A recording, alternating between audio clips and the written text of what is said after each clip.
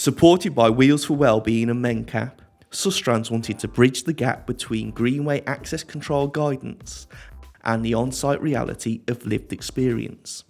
To explore this, we wanted to get a better understanding of the current access, so we used a range of adapted bikes to see how they negotiated the access control.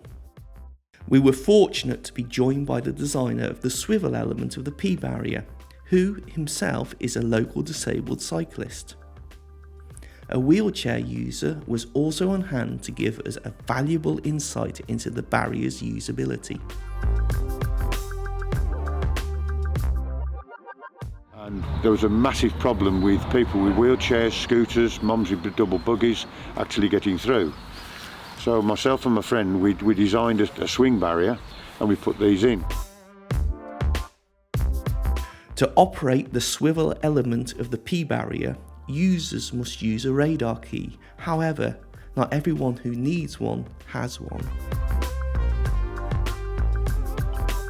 Upper body restrictions can pose an added challenge when using the access, particularly the location of the lock, which is on the back of the barrier when entering the Greenway.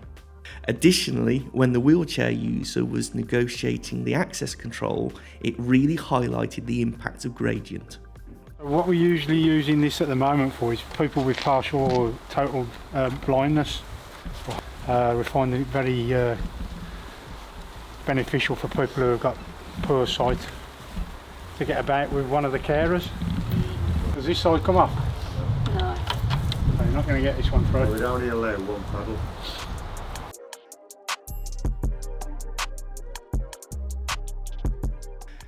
When negotiating the access control, people should not have to dismount, and for some, this is not an option. Unfortunately, it is not uncommon for vehicles to be parked adjacent to access points, making access more difficult or in some cases impossible. The conclusion we all reached from the morning's tests was that although the swivel element of the P-barrier helped, access for disabled people is still restricted. And trying to open the lock and close the lock, I found that extremely hard as well. So yeah, it definitely isn't easily accessible for everyone. Since it was installed, new guidance has been introduced, including LTM 120. Sustrans is now working with Wheels for Wellbeing to develop a more accessible and inclusive access control, which will follow best practice guidance and respond to what we learned during our on-site experience.